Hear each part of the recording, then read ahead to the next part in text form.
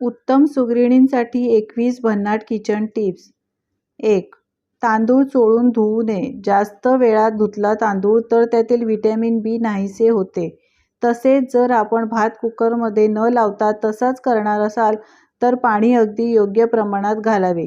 जास्त पाणी घातले तर भात उतू जाऊन भातातील व्हिटॅमिन बी कमी होते. 2. मसाले भात तयार होत आला की समजा अर्धा किलोचा भात असेल तर 1 टेबलस्पून ताक, 1 टेबलस्पून साखर व 4 टेबलस्पून तूप एकत्र करून भाताच्या बाजूनी सोडावे. म्हणजे मसाला भात मोकळा होतो आणि चविष्ट व चकचकीत होतो. 3. पोळ्यासाठी कणिक मळताना थोडेसे दूध वापरावे. म्हणजे पोळ्या छान मऊ होतात. तसेच कणिक मळून झाल्यावर तेलाचा हात लावून अर्धा तास तशीच झाकून ठेवा. मग पोळ्या करा. कणिक भिजल्यामुळे सुद्धा पोळ्या छान मऊ होतात. 4. पोळी भाजून झाली की तिला लगेच तूप लावावे. म्हणजे छान खमंग लागते व पोळी मऊ राहते. 5. वरण बनवण्यासाठी तुरीची डाळ शिजत ठेवताना त्यामध्ये 1 चमचा तूप घालावे. डाळ छान शिजून येते. 6. उन्हाळ्यात दूध लवकर खराब होते तेव्हा दुधात 1 चिमूटभर मीठ घालावे. म्हणजे दूध बराच काळ ताजे राहते.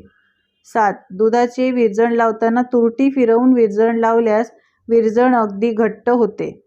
8. घरी लोणी काढल्यावर लगेच कढवायला वेळ नसेल तर त्यात थोडे मीठ टाकून ठेवल्यास लोण्याला आंबूस वास येत नाही. 9. चहा बनवताना चिमूटभर मीठ घातल्यास त्याची चव जास्त चांगली लागते. 10.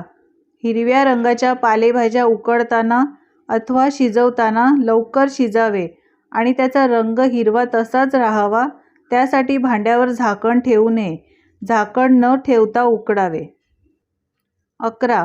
मुळा किसल्यावर त्याचे पाणी सुटते ते टाकून न देता ते पाणी तुरीच्या डाळीच्या आमटीत घालावे. म्हणजे आमटीला छान टेस्ट येते. 12. सफरचंद कापल्यावर लगेच काही मिनिटात काळे पडते त्यासाठी थोडे मीठ लावावे. 13. एखादं वेळी पुरण सैल झालं तर त्यामध्ये धुतलेल्या तांदळाचे दाणे त्यात टाकल्यास पुरण आळून येते.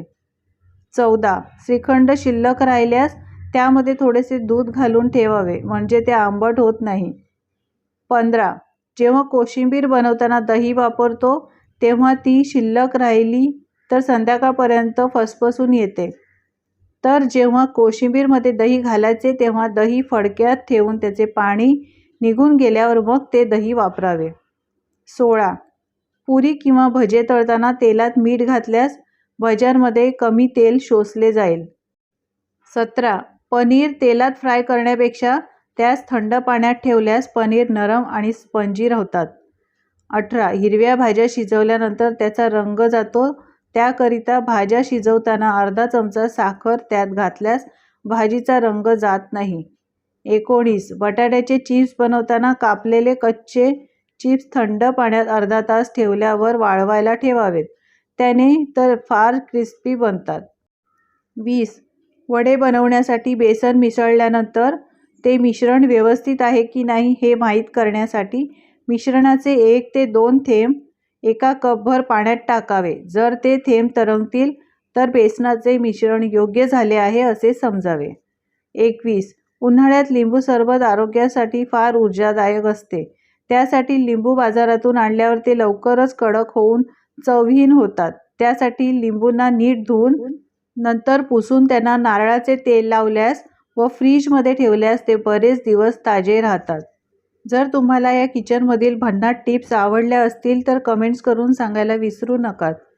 टिप्स लाईक करा, शेअर करा आणि माझ्या चॅनलवर जर तुम्ही नवीन असाल तर चॅनलला सबस्क्राईब करा. धन्यवाद.